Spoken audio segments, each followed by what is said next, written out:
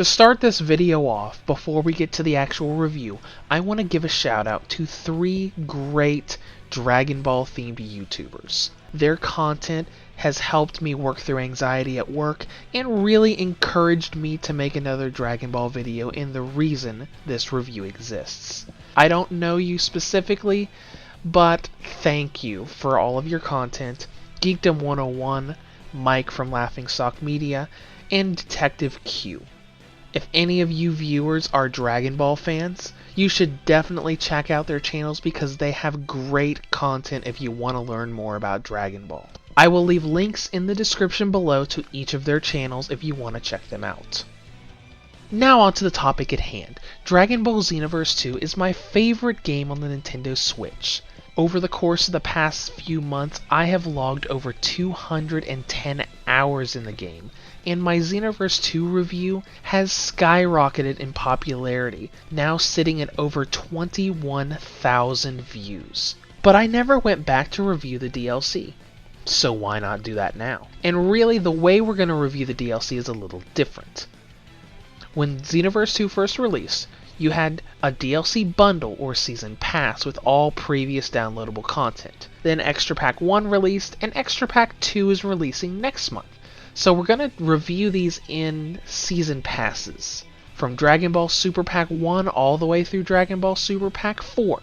Here is my review of Dragon Ball Xenoverse 2's DLC bundle, otherwise known on PS4 and Xbox One as the Season Pass. I'm going to give you a spoiler alert right now. From here on out, we are going to go into Dragon Ball Super story arcs and spoilers. If you are not caught up with the first 4 major story arcs of Dragon Ball Super, which the 4th has not yet been dubbed by Funimation, then I suggest you exit out of this video right now because we will be talking about them a lot, not only in the story section, but in the gameplay section. You have been warned.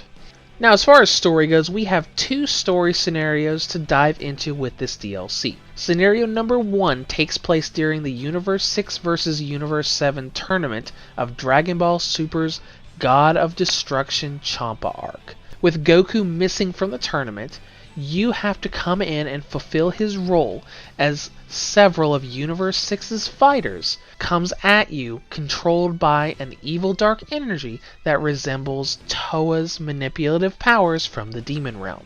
Now this scenario is unique, but I don't like it. And the reason I don't like it is because you barely see any of this arc in this DLC campaign. Yes, you do have the unique fact that the DLC turns the tournament into a tag team match rather than a 1 versus 1 match like it was in the series, but you just don't see very much of the arc here. It's really secluded to 1 or 2 fights of an otherwise expansive tournament. Scenario number 2 takes place during the future Trunks arc of Dragon Ball Super. The Time Patroller has to jump in as Goku Black follows future Trunks through time and back, amplified by the dark energy of the demon realm. As the interfering Time Patroller, you have to ensure that the Z Fighters have a victory and do not get killed by Black. Now, I like this DLC campaign much, much better because you see almost the entire future Trunks arc across the cutscenes and the 4 story missions you have here. You see pretty much the entire arc. Now, gameplay hasn't really changed with the DLC, but we need to talk about the content and quality of the content. A lot of people were upset that the Nintendo Switch version of the game didn't have the previous DLC packed in. Granted, you could get the entire Xenoverse 1 story campaign for free the first month the game was out, but all the other DLC you still had to buy. And a lot of people think that it's overpriced. The DLC bundle costs around $22 USD if you buy it from the Japanese eShop. So, how much content are you getting for this $22? Because that's almost half the price of the full game. You're getting 9 new playable characters, 2 story arcs, 2 playable stages, 12 new parallel quests, 22 new skills for your custom characters, and 11 outfit sets. That sounds like a lot of content, especially when you compare this $20 9 playable character DLC to the recent Pokken Tournament DX DLC announcement that has 2 characters for $15. But let's get away from the comparisons and dive into the DLC itself. Across the 2 story arcs, you got 7 story missions and a bunch of cutscenes. Then you got the 12 new parallel quests, bringing to the total quests to about 19, and up again to about 24-25 when you factor in we've got 2 new mentors. Now we want to tally up the amount of length, but there is one thing I want to omit from this length. One of the 2 mentors that were added in this DLC, Bojack from the Bojack Unbound Dragon Ball Z movie, requires an absurd amount of TP metal grinding to be able to unlock. So I am not going to account for hours upon hours upon hours of expert mission grinding just to get the equipment needed to unlock Bojack's mentor lessons.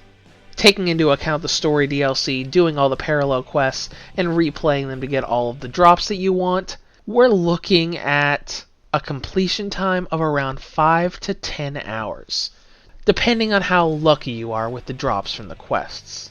So in essence, you're getting over half a dozen new characters for competitive multiplayer, along with a potential 10 plus hours of new content for single player or co-op in terms of parallel quests. Now, to close this out, the Dragon Ball Xenoverse 2 DLC bundle or season pass looks very pricey at first, but once you really get into it and realize just what's in here, you're going to be busy for over a dozen hours or more. Now, it's not all great.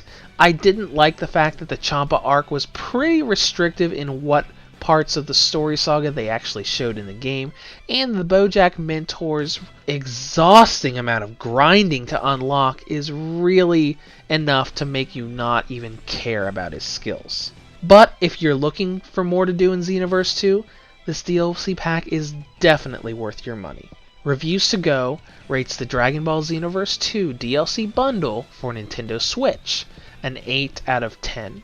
I hope you enjoyed this video, and I will be back next month with more Dragon Ball Xenoverse 2 reviews when Extra Pack 2 releases so we can review that season pass. Once again, thanks for watching the video, and make sure you check the description below for Geekdom 101, Detective Q, and Laughingstock Media because they are great Dragon Ball YouTubers, and I really wouldn't have been encouraged to make this video without listening to their content.